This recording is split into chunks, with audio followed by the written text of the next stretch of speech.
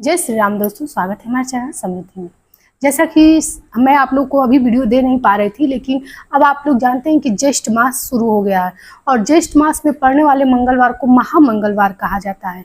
लेकिन जब कोई भी उपाय और कोई भी ऐसा पूजा पाठ शुरू करना आप लोगों को, तो शुक्ल पक्ष में उस तिथि मतलब उस दिन का पहला जो पड़े उससे शुरू करना चाहिए। आज मैं आप लोगों को संकटों से निवारने के लिए मंगलवार के बारे में एक ऐसा उपाय बताऊंगी दोस्तों कि जिससे आपका भारी से भारी विपदा भी होगा समाप्त। दोस्तों, कहा जाता है कि एकमात्र हनुमान जी ही ऐसे देवता हैं जो कलयुग के प्रत्यक्ष देवता हैं। तो यदि आप किसी बहुत भयंकर बीमारी से या भयंकर विपदाओं से गुजर रहे हैं और आप हर जगह मत्था टेक करके हार चुके हैं, नहीं समाप्त होती है आपकी विपदा, तो मैं जो आपको उपाय बताती हूँ ये अवश्य कीजिएगा और करके हमारा वीडियो यहीं पे है, आप लोग कमेंट बॉक्स में लिख करके जरूर बताइएगा। दोस्तों, आज मैं बात करूंगी शुक्ल पक्ष में पड़ने वाले पहले मंगलवार की बात, यानी 11 जून, जो कि शुक्ल पक्ष का पहला मंगलवार है।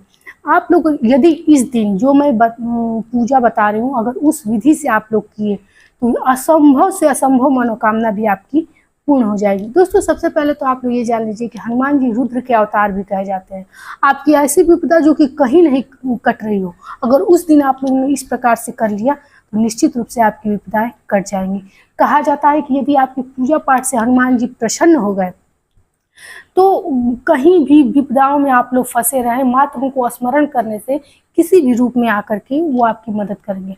और मैंने ऐसा स्वयं महसूस किया और मैंने जिन लोगों को ये चीज़ बताया है वो आज बहुत ही मतलब कि एक बार पहले तो जो हनुमान जी की पूजा से जुड़ जाता है वो कभी उससे निकलता नहीं, क्योंकि एक पर एक उनको चमत्कार दिखाई देने लगता है। यदि अभी तक आप लोगों ने हनुमान जी का पूजा नहीं किया हो, इस प्रकार से पाठ नहीं किया हो, तो ये चीज़ करके देखिए, आपको भी उसमें साक्षात चमत्कार नजर आएगा। तो चलिए वीडियो को आगे बढ़ाते हैं दोस्तों। और हाँ, वीडियो हमारी यदि आप लोगों को अच्छी लगे, उपयोगी हो आपके लिए, तो एक लाइक अवश्य कीजिएगा। समृद्धि आप लोग को शुद्ध सात्विक जानकारी देती रहे ऐसे ही। चैनल पर नए हैं तो सब्सक्राइब करें। कोई सुझाव है तो कमेंट बॉक्स में लिख करके अवश्य बताइएगा, क्योंकि इस दुनिया में हर लोगों के पास दोस्तों कोई ना कोई अवश्य गुण होता है। तो ऐसा कभी नहीं समझा जाता है कि हम ही सबसे ज़्यादा गुणी हैं, क्योंकि रावण जैसा संहारी भी के पास भी ऐसे ऐसे गुण थे, ऐसा विद्वान था वो, तो राम लक्ष्मण को भी ज्ञान देने वाला था। तो चलिए वीडियो को आगे बढ़ाते हैं दोस्तों। सबसे पहले मैं बात करूंगी कि शुक्ल पक्ष में जो पहला मंगलवार है 11 तारीख को, 11 जून को, उस दिन सबसे पहले आप लोगों को सुबह सवेरे जग जाना है। और पहले से ही दोस्तों यदि संभव हो तो फूल पत्ती तुलसी दल का व्यवस्था आप लोग कर लीजिएगा, क्योंकि ये पूजा होगा 5-6 घंटे आप लोगों को करना पड़ेगा। एक बात तो आप लोग जानते होंगे कि हनुमान चालीसा में लिखा है कि जो 7 बार पाठ कर कोई छूटे ही बंदी महासुख हुई। किसी भी प्रकार की समस्या हो, एकमात्र ऐसा पाठ है हनुमान चालीसा का कि उसको 100 बार यदि आप लोग पढ़ दें तो ये इसका एक एक लाइन सिद्ध किया हुआ है। आपका जन्म जन्मांतर का जो भी आपकी किस्मत में लिखा होगा कि विपदाएं आएंगी, वो चीज़ समाप्त हो जाएंगी। तो आप लोग सुबह सवेरे सबसे पहले ब्रह्म मुहूर्त में जग जाइए। और पंचमुखी हनुमान जी का फोटो हो तो बहुत अच्छा है, नहीं हो तो आप लोग लाइएगा, क्योंकि इतने बड़ा अनुष्ठान करने जा रहे हैं तो अवश्य ये चीज़ आप लोग कीजिएगा। पंचमुखी हनुमान जी का फोटो लाइएगा, एक छोटा सा लाल कपड़ा लाइएगा जिससे आप उनको वस्त्र दान कर सकें। और सुबह सवेरे सबसे पहले आप लोग एक आसन लगाइएगा चौकी का, चौकी पे पंचमुखी हनुमान जी का फोटो रखिएगा। दोस्तों 5-6 घंटे लगेंगे और आप लोगों को इतनी गर्मी में उपवास भी रहना पड़ेगा। ऐसा नहीं है कि एक ही बार बैठ करके आप लोग को सारे मतलब कि लगातार 100 बार पाठ करना है। उठ करके आप लोग बीच में जलपान वगैरह कर सकते हैं, लेकिन जब तक ये 100 बार पाठ पूर्ण ना हो आप कहीं आ जा नहीं सकते हैं। तो दोस्तों सुबह सवेरे चौकी पर आसन लगाइए, फूल माला आप लोग चढ़ाइए, स्नान करें, मतलब पंचोपचार विधि से पूजा करना है। आपको भी लाल वस्त्र धारण करना है और लाल आसन भी होना चाहिए। 1 लोटा जल इस पूजा में रखिए, मात्र इस जल का ही सब कुछ कमाल रहेगा दोस्तों। सब अनुभव, सब आपका विकास, सब आपकी कार्यपूर्ति इस जल से ही होगी। इस जल को ही अभिमंत्रित आपको अपने 100 बार के पाठ से करना है। ये जल ही आपके लिए चमत्कार बनेगी। तो आप लोगों को आसन लगा कर बैठ जाना है। बूंदी के लड्डू मिल जाए तो अच्छा है, नहीं तो घर पर भी आप पूरी हलवा बना करके और कच्चा चना और गुड़ इस पे अवश्य रख दीजिएगा, क्योंकि सबसे प्रिय प्रसाद है यही चीज़, गुड़ और चना।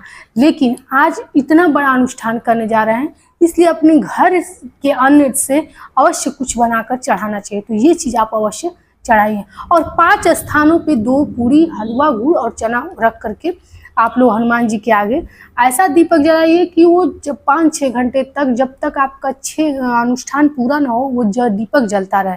तेल डालना पड़े कोई बात नहीं है, चमेली का तेल जलाइएगा, तेल डालना पड़े कोई बात नहीं, लेकिन ये दिया बुझना नहीं चाहिए। जला करके शुद्ध सात्विक आप लोग एक दिन पहले भी भोजन कीजिएगा।